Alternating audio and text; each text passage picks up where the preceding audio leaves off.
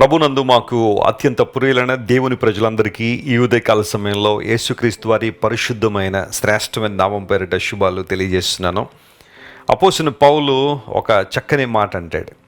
పవిత్రుడు, నిర్దోషి, నిష్కల్మషుడు, పాపుల్లో చేరక ప్రత్యేకంగా ఉండువాడు, ఆకాశ మండలం కంటే మిక్కిలి హెచ్చైన వాడు అనేటి ప్రధాన యాజకుడు మనకు సరిపోయినవాడని.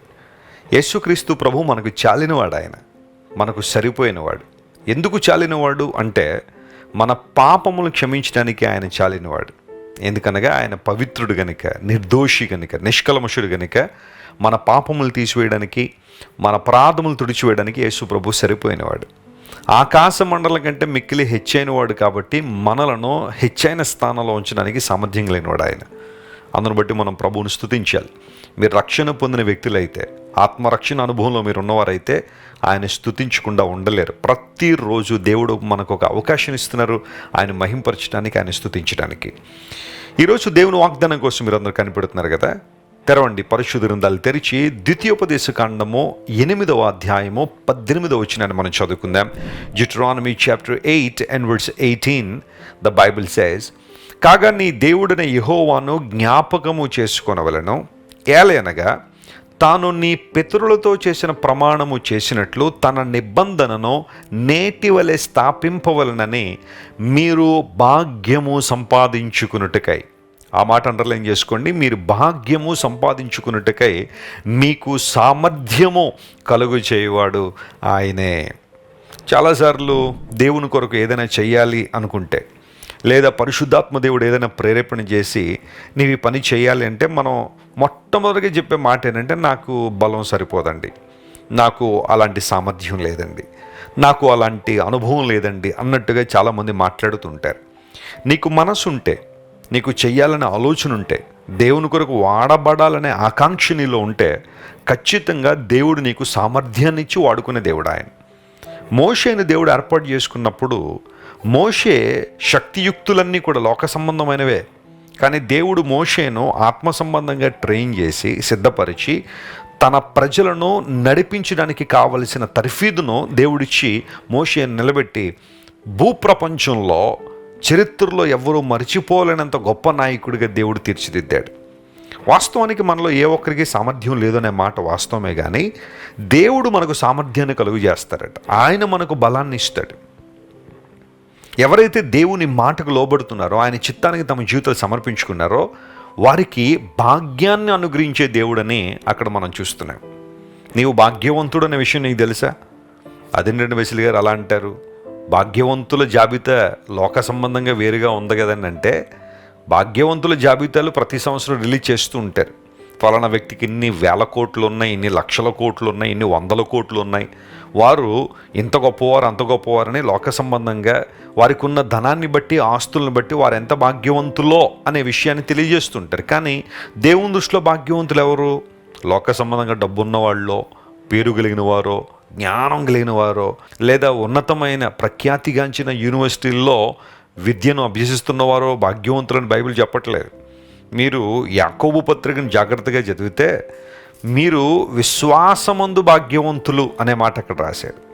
దేవుడు ఎంత గొప్పవాడంటే, దేవుని ఏర్పాటు ఎంత గొప్పదంటే, ఈ లోకంలో దరిద్రులైన వారు విశ్వాస విషయంలో భాగ్యవంతులు. అంత మాత్రం కాకుండా తన్ను ప్రేమించు వారికి తను వాగ్దానం చేసిన దేవుని రాజ్యాన్ని దేవుడు ఇవ్వడానికి దేవుడిని ఏర్పాటు చేసుకోలేదా అనే ఒక అద్భుతమైన ప్రశ్న యాకోబు అనే దైవజనుడు తన పత్రికలో 2వ అధ్యాయంలో తెలియజేస్తాడు. విశ్వాస విషయంలో మీరు భాగ్యవంతులు. Count yourself in such a way. ఆ విధానంలో నువ్వు దేవునిలో పురికొల్పుకోవాలి. విశ్వాసంలో భాగ్యవంతులుగా మనం ఉండాలని దేవుడు ఆశిస్తున్నాడు.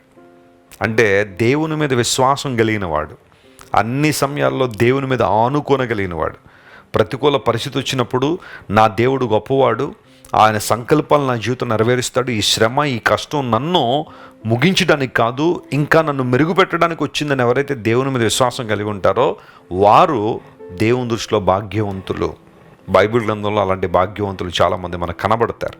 మీ జీవితంలో కూడా అలాంటి ఉన్నతమైన స్థానానికి రావాలనే దేవుని సేవకులుగా మేము ఆశిస్తున్నాం. అంత మాత్రం కాకుండా దేవుడు మీకు సామర్థ్యాన్ని కలుగు చేయవాడే. బలం లేదని బాధపడుతున్నావా, కృంగిపోతున్నావా సామర్థ్యం లేదని? దేవుని కొరకు నేను వాడబడలేకపోతున్నానండి, ఆయన రాజ్య విస్తరణలో నాకంటూ ఏమీ లేవండి అని బాధపడుతున్నావా? దేవుని దగ్గరికి రా, పరిశుద్ధాత్మ దేవుని సంపూర్ణంగా నేను సమర్పించుకో. ప్రభువా నన్ను వాడుకో, నీ చిత్తానుసారంగా నన్ను ఉపయోగించు ప్రభువా, నీ రాజ్య విస్తరణలో నన్ను ఉపయోగించుకొని దేవుని సలు నువ్వు ప్రార్థించగలిగితే దేవుడు తన సామర్థ్యాన్ని నీకు ఇస్తాడు.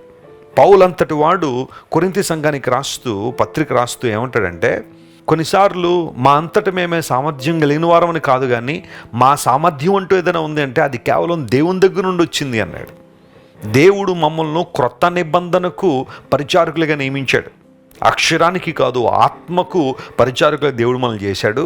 ఈ సామర్థ్యాన్ని దేవుడే మాకు ఇచ్చాడని పౌలు మహాశయుడు అక్కడ రాసుకుంటూ వచ్చాడు. పూర్వ దినాల్లో అక్షరానుసారమైన బోధకు, ఆత్మానుసారమైన బోధకు చాలా పోటీ ఉండేది. శాస్త్రులు, పరిచయులు, సద్దేవికులు లాంటి వాళ్ళందరూ కూడా అక్షరానుసారంగా బోధించేవారు. కానీ పౌలు భక్తుడు పరిశుద్ధాత్మ ద్వారా, దేవుని ఆత్మ ద్వారా నింపబడి ఆత్మానుసారంగా బోధించాడు.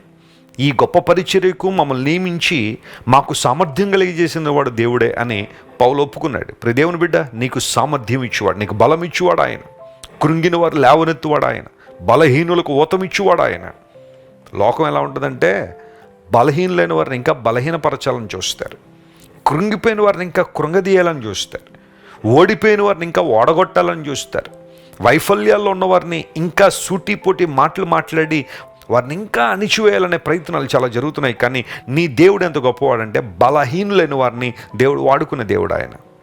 అలా చేయడం ద్వారా బలవంతులైన వారిని దేవుడు సిగ్గుపరచాలనుకున్నాడు. వెర్రివారిని దేవుడు వాడుకుంటాడట, జ్ఞానులైన వారిని సిగ్గుపరచడానికి. దేవుని ఏర్పాటు చాలా గొప్పది. నీకు భాగ్యం ఇచ్చిన దేవుడు నీకు సామర్థ్యాన్ని కూడా దయచేస్తాడు. నువ్వు ఏ విషయంలో కృంగిపోవద్దు. ఇది చేయలేనేమో, ఇది నా వల్ల కాదేమో, ఈ పరీక్ష నేను పాస్ అవ్వలేనేమో, లేదా ఈ ఉద్యోగాన్ని నేను సక్రమంగా నెరవేర్చలేనేమో, ఆ ప్రమోషన్ నాకు రాదేమో, ఈ కుటుంబ బంధువులను నేను కొనసాగలేకపోతున్నానేమో అన్న భావన నీలోనికి రావడానికి లేదు. దేవుని మీద ఆనుకో, ప్రతి పరిస్థితిని అనుకూలపరిచి నీకు సామర్థ్యాన్ని ఇచ్చి తన మహిమ కోసం దేవుడు నేను వాడుకుంటాడు. ఈ వాగ్దానాన్ని రోజంతా క్లెయిమ్ చేసి ప్రభువుని స్తుతించండి.